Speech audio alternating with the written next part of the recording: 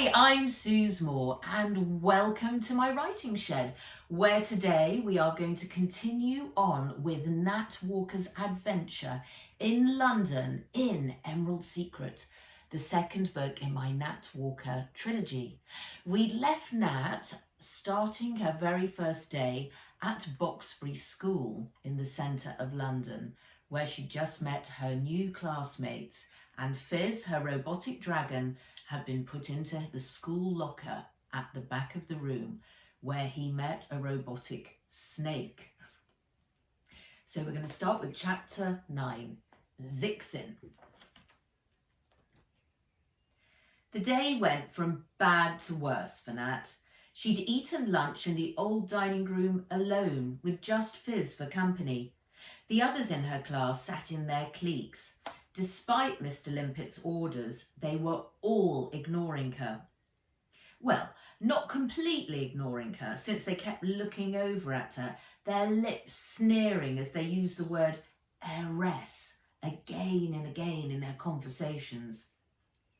It was the worst day of her life, worse than anything that had happened to her in Mongolia. When the final bell went, she made her way through the bustling corridors towards the main entrance to meet Saskia. The school day was done, and so was she. Fizz was perched on her shoulder, telling her how great his day had been hanging out with Vesperetta the snake. It made her feel even more miserable. Her robot could fit in and have a great first day at school, while hers was an epic disaster. Natalie! Nat slowed and turned to find Zixin running along the corridor towards her, with Vesperetta slung around his neck. He flicked his tongue out, and she recoiled. "Ah, soz, didn't mean to, bad habit," he said, reaching her. "Congrats on surviving the day." Nat had sat next to Zixin all day, and he hadn't said a word to her. Maybe this was some kind of joke. She carried on making her way towards the main entrance to find Saskia. "My mum was from Hong Kong." She stopped and turned. "Was?" "Yeah, she died just before I was born. I never knew her. Dad brought me up." "I'm sorry," said Nat. "What's it like?" he said. She frowned. "What? Being an heiress?" She put a bitter emphasis on the last word. "Nah, I meant what's Hong Kong like?" "You've never been before?" she said. He shuffled on his feet, awkward for a moment. "Can't afford the airfare. I'm on a full scholarship at Boxbury. Got in with this," he said, tapping his head. "The others don't like me because I'm not like them. I'm from the poor end of the city. Dad works on the underground tube track maintenance. I don't fit in, but that doesn't bother me, and don't let it bother you either." Vesperetta had suspended herself across the gap between them and was hissing something into Fizz's ear, and his eyes were glowing purple. "Hong Kong is cool," said Nat. "Different from here." "Once go for a Popco to Popco for a juice at the weekend." The very word made Nat's taste buds tingle. "Popco? There's one here in London." Raised his eyebrows. "Yeah, of course. Not in this area of town. That's all this posh Victorian lemonade shop rubbish. It's over in my gaff in the East End. I board here in the week, but can get out at weekends." "Saskia's poodle has just contacted me. She wants you to hurry up," announced Fizz. "You know her?" said Zixin, frowning. "No, but I've got to go home for tea with her today," said Nat. Zixin wrinkled his face up as if a nasty smell had wafted in on the breeze. "She's the princess in War's World." "War's World?" said Nat, her mind racing. Saskia played War's World, the rival games company to Spin. "Yeah, her mum owns it. If you go into the game, you'll find Miss Sassy Pants and her mates in there. They've built their own medieval kingdom. They like to torture all who enter. But you've got to be 18 to play it. Zixin shrugged. Her mum's the boss. I get in through the back door. Nasty place, though. I prefer the games your dad built. She asked me earlier if I had my sword with me, said Nat. Zixin laughed. She's been hanging out way too long in War's world. You'd better get moving. Sassy Pants doesn't like to wait. She smiled. His forked tongue might be weird, but he was the first and only person who'd been nice to her the whole day. It was mayhem at the main entrance. Kids were pushing and shoving to get out through the double doors. Robots were barking, squawking and squeaking while their owners jostled each other. Nat slipped into the flow around the side and was about to step out of the school when Fizz tapped her with his claw. Hat must be on. Vesperetta says you'll get a warning if a security guard or teacher sees you. Zixin received 2 warnings and then got a detention. Vesperetta said he had to wear his top hat in lessons and while he was playing football for a whole week. Nat groaned, crammed her hat on her head. Zoinks, please just cut the Vesperetta said thing. Fizz snorted. I'm only trying to assist you. Out in the road, a long queue of groove riders and overriders had formed. They were all high-end with mirror-polished paintwork and blacked-out windows. The low-slung groove riders fitted into the cityscape with their crouching, panther-like design. But the massive all-terrain overriders with oversized knobbly tyres looked out of place. They were great for places in the wild, like on the steppe in Mongolia, but in a very busy city with narrow streets, they looked like elephants in a mouse maze. A gust of wind rustled the leaves in the trees overhead. Nat felt her hat start to tug away. She gripped onto the brim to stop it flying off. "Where is she?" she said. Fizz's eyes flashed red as he scanned the crowds. "Saskia and the poodle are in the carriage," he said, pointing his snout over to the far side of the square.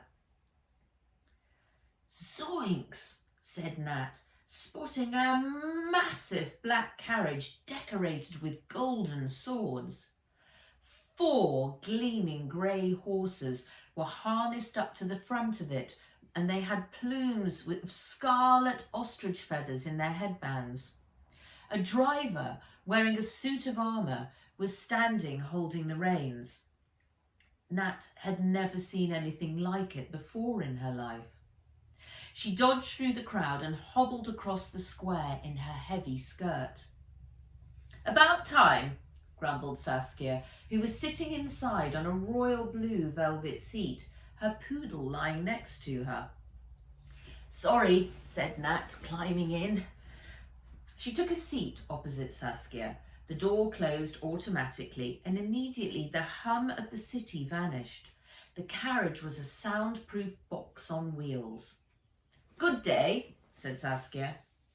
Nat wasn't sure how to reply. If Wen or her cousin Henry were asking her, she'd say, "Oh yeah, worst day ever, worse than being bitten by a giant centipede." But she didn't know Saskia, and so far the other girl wasn't being very friendly. She wondered again why she'd been asked to tea. Most likely it was Mr. Limpet who'd set it up. "I'm just glad the day's over," she said. Saskia nodded. She was staring at Nat, her arctic blue eyes boring into her. "Your dragon's unusual. Who made him?" Nat's hand shot up to where Fizz was perched on her shoulder. "My dad. He designed him for me. Fizz was activated when I was born." "How long have you been an orphan?" said Saskia, continuing to stare at her. How Nat hated that word. It lived in the dark shadows of her mind. She looked out of the carriage window. They were rolling along the street now at a fast clip. It was surprisingly how quickly 4 real live horses could pull such a big carriage along? Since I was 2, Mum and Dad died in a plane crash. Who looks after you then? Said Saskia. More Miss Nosy than Sassy Pants, this girl. Jamuka, said Nat. She wasn't going to give any more details than that. Ah! Saskia trailed off. Did you know that my mother and your father were at Boxbury together? Chapter 10. Shiver Sand Towers. The carriage pulled off the street through a massive set of wrought iron gates and into a circular driveway. Nat looked out of the window. A huge horse statue with a bronze warrior queen on its back was rearing up in the centre of a stone fountain, frozen in time. In her hands, the warrior queen held a spear and a shield. She had long hair down to her waist and was wearing some sort of warrior queen bikini. Water was spurting out in a high arc from the end of the spear. If Wen had been there with her, she'd have giggled and called it unding. That's Mater when she started War's World, said Saskia. She was Boudica, queen of the Iceni tribe. William Duncton made her sit for 2 days while he sculpted her. Saskia hadn't said anything more about their parents being at school together. She said Mater would want that pleasure herself. But if this statue was anything like the real Ivy Shiversand, Nat was officially dreading meeting her. Carriage came to a stop. The doors swung open automatically, and Saskia led the way down. Nat followed, her lace-up leather boots pinching her toes as she landed on the gravel below. In front of her, at the top of a wide flight of marble stairs, loomed a building that looked more like a hotel than a house. The words Shiver Sand Towers were carved into the stone above a double-fronted glass doorway. Hurry, Mate doesn't like to be kept waiting, said Saskia, snapping her fingers. Nat had a sudden urge to take a flying kick through the air at the back of Saskia's head. Better not. Their boots echoed across the marble entrance hall. Saskia removed her hat and tossed it onto an eagle sculpture that was suspended from a wall. A heavy crystal chandelier hung from a central pendant, throwing bright light across the room. Nat glanced up and gawped. The ceiling was covered in an oil mural of Saskia's mother in her warrior bikini, this time at the reins of a golden chariot. Zoinks! Film this and send it to Wen, she whispered to Fizz. Fizz lifted his snout and started to scan across the ceiling. Stop! Barked the poodle, making them both jump. It came trotting over and growling. Nat took a step backwards, but Fizz leapt into protect mode. He swooped down off her shoulder, blasting a plume of smoke right into the poodle's eyes. It snarled, curling back its lips to reveal a full set of pristine, sharper than the sharpest samurai sword, robot teeth. Nat gulped. She'd only seen teeth like that in a kung fu movie where the hero had had to fight off a crazed rat robot. The hero won, but not before the rat had nearly bitten off his arm, its sword-edged teeth slicing through the skin. Poxo, stop it, come, shouted Saskia from down the hallway. The poodle narrowed its eyes, snapped its jaws shut and obeyed her command.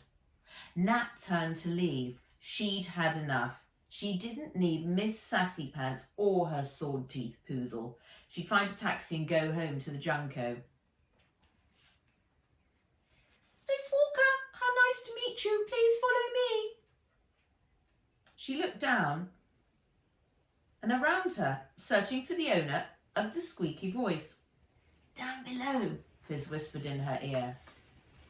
The beetle bot that had delivered the invitation at the dock the day before, was standing at her feet. Its compound beetle eyes were flashing and its antennae were twitching. Even though she knew it was a robot, it made her skin crawl. "This way, please." It scuttled off across the marble floor in the same direction as Saskia.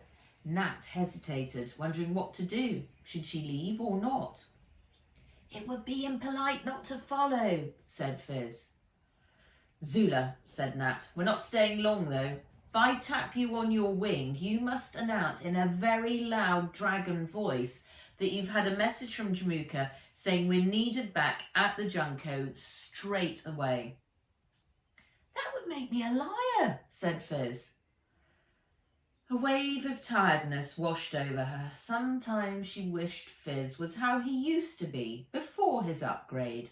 A yes, no, do as I command, typical robot. "Please, just do it for me, this once." "Yes, my lady," said Fizz, sweeping a wing across his chest and making a short bow. They followed the Beetlebot into a hallway lined with glass cases filled with ancient weapons, swords, bows, arrows, daggers and axes. A low, constant drumbeat was playing through hidden speakers. At the end, they entered a large wood-panelled room lit by flickering candles. An old oil painting of a castle covered one wall, and lattice-paned windows let in the grey light of the afternoon.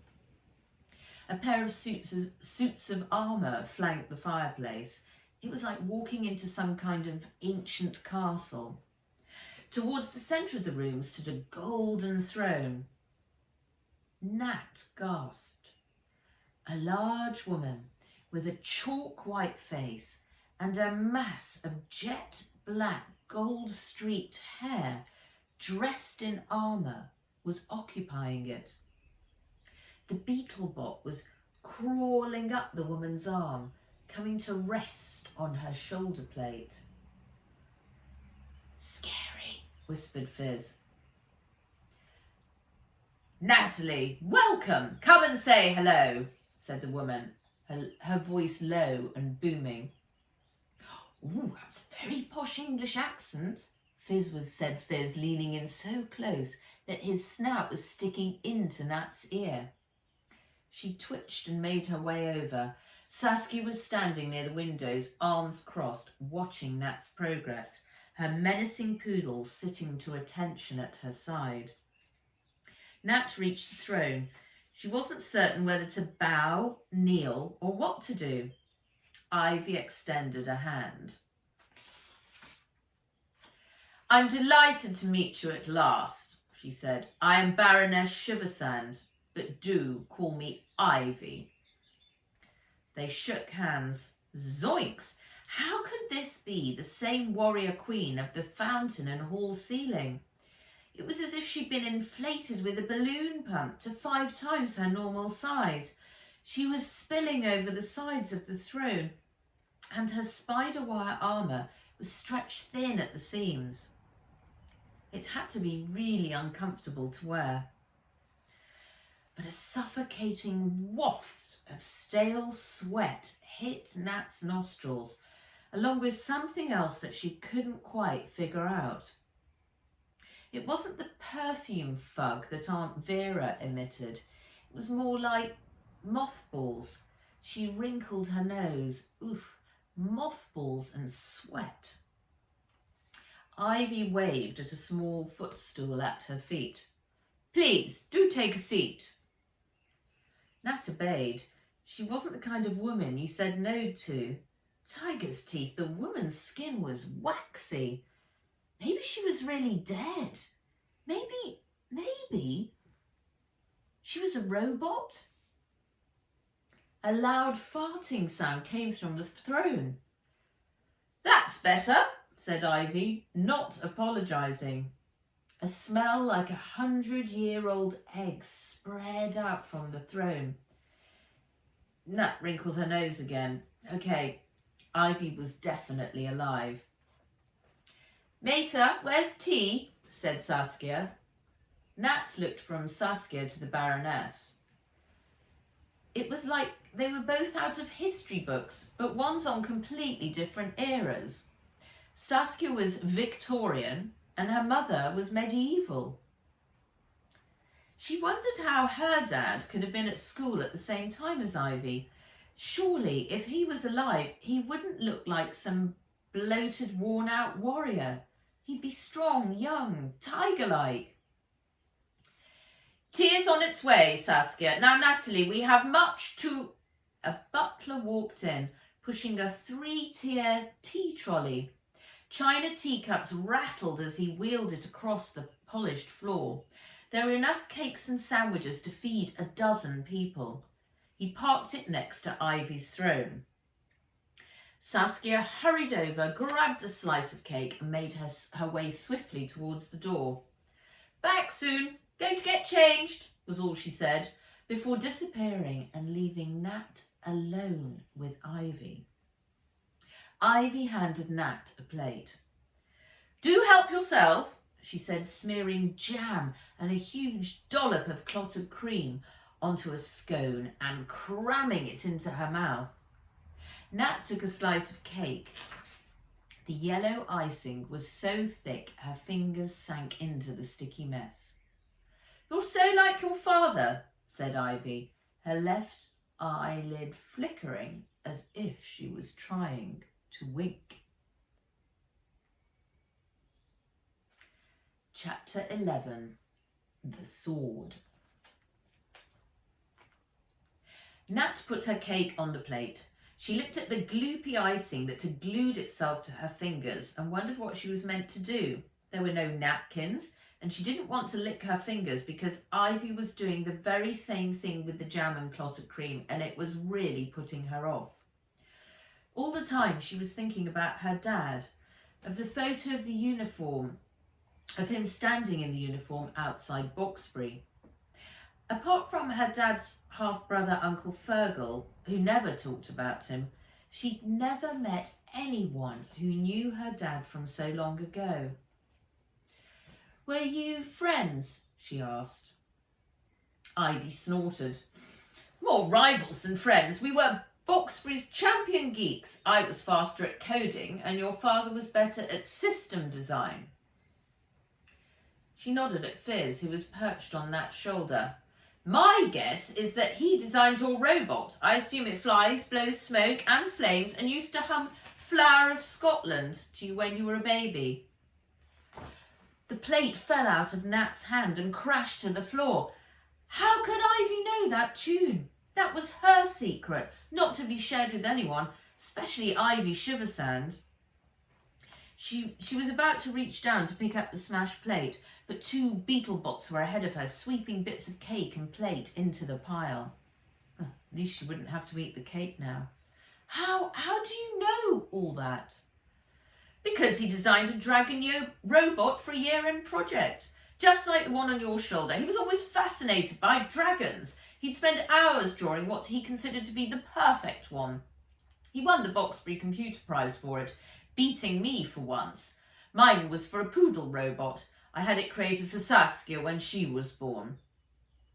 Rat's tails. She was lucky her dad liked dragons. She could have ended up with a scissor-teeth poodle. We went on to UCL together, said Ivy. Where? University College London. We were on the virtual reality science degree course. Did you know my mum then? Ivy jolted in her throat as if she'd been given an electric shock. Her eyes popped wide and her lips pursed up. That was after your parents met. Nat frowned. She thought they'd still been students when they met. I was told they'd met here in London. Ivy took a loud slurp of tea and burped. PhD, both of them. Kath. She stopped and coughed, unable to get Nat's mum's name out of her mouth. Erin, your mother was at Ceres. That was after we'd graduated. So Ivy did know her mum. What were they like?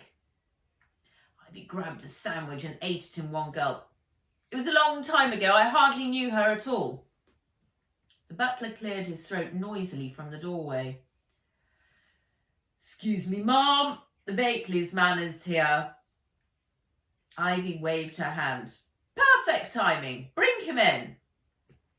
A man in a long brown apron with a blue and gold bee embroidered on the pocket walked in carrying a long wooden crate.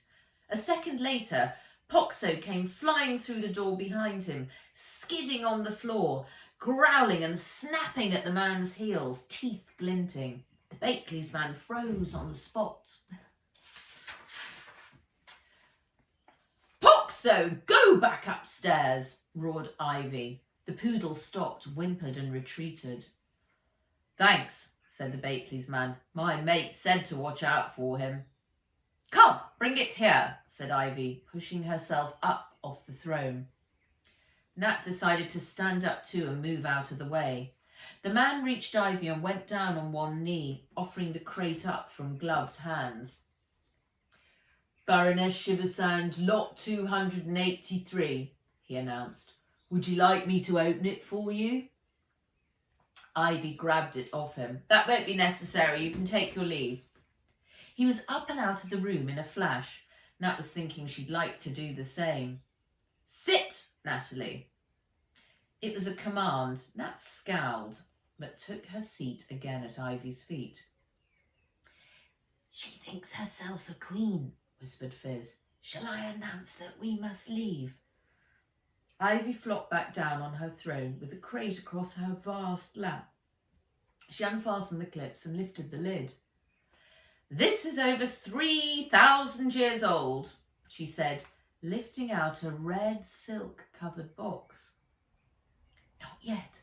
I want to see what's inside," said Nat, so softly only Fizz could hear. Ivy took a deep breath, opened the box, and pulled out an ancient rusty sword by the handle.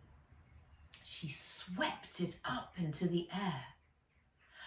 "I presume you are familiar with this kind of thing, Natalie?"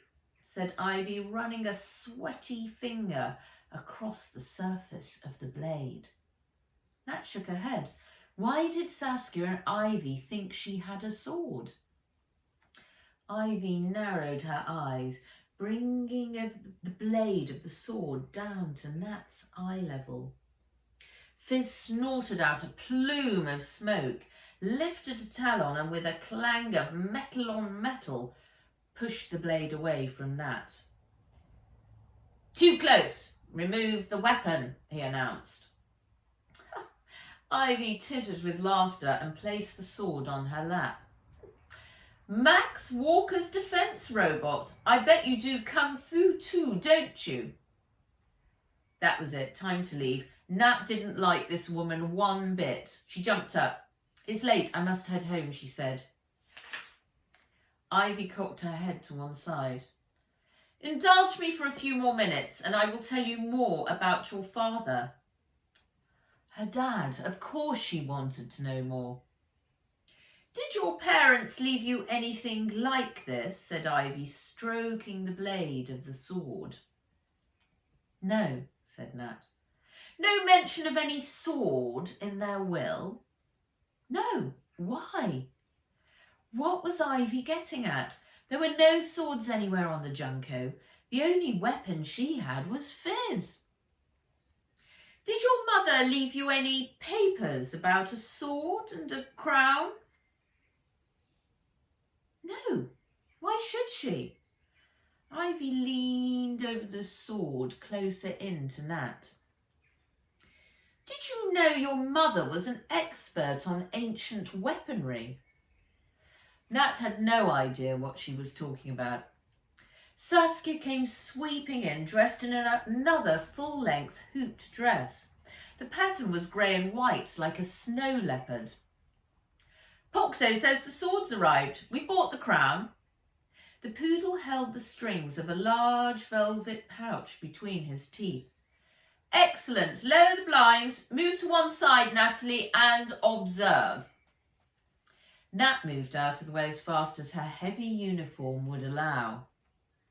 The window blinds automatically began to lower.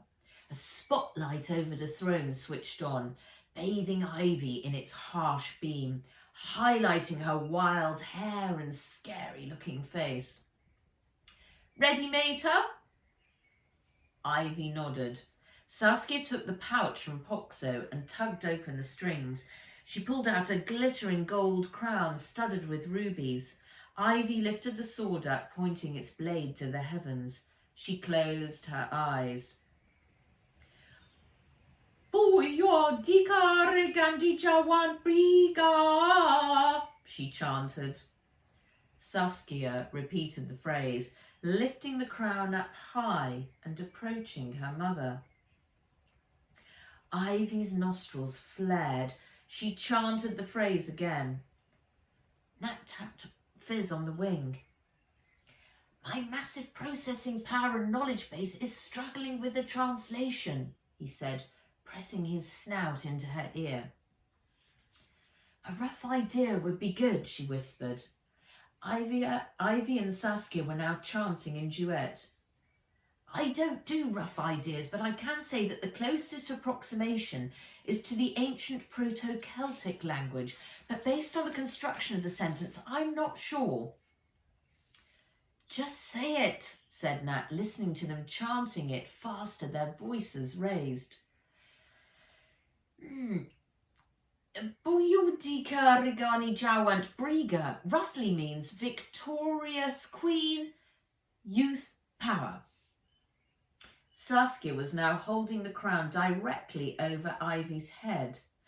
Both mother and daughter stopped chanting. Saskia lowered it slowly until she set it upon her mother's head. She carefully removed her hands, bowed her head, and took a step backwards. From inside a pocket in her dress, she produced a pearl-framed mirror and held it up in front of Ivy's face. But Ivy kept her eyes firmly closed. Tiger's teeth, this was weird, thought Nat. They were like a pair of royal statues, the Queen and the Princess. There wasn't a sound in the room. Nat didn't dare whisper anything to Fizz in case she was heard. She replayed everything Ivy had said about her parents, especially her mum. If her mum had been an expert on ancient weaponry, then why didn't Nat know that? And what was this sword and crown thing all about? After what seemed like longer than waiting for a snail to cross the road, Ivy's eyelids lifted. She looked at herself in the mirror and growled, "No!" Saskia averted her gaze to the floor. "It isn't the wand, mater." Ivy swept the mirror out of Saskia's hands. It crashed to the floor, shattering into 1,000 shards. She took a huge intake of breath and drew her other arm backwards. "Duck!" said Fizz, his snout flashing red. Nat threw herself to the floor as the sword flew out of Ivy's hand and whizzed overhead like an arrow. It passed straight through the canvas oil painting of the castle with a loud ripping sound. The ting pinged off the Flex diamond screen behind and clattered to the wooden floor. "Ah!" screamed Ivy, standing up from her throne and beating her armoured chest plate with her fists. "Zula," said Nat, leaping to her feet. She hitched up her skirt and sprinted out of the throne room as fast as her legs could carry her. And that is the end of chapter 11. Thank you so much for joining me today, and I hope you enjoyed the reading, and I will hopefully see you again tomorrow. Thank you. Bye-bye.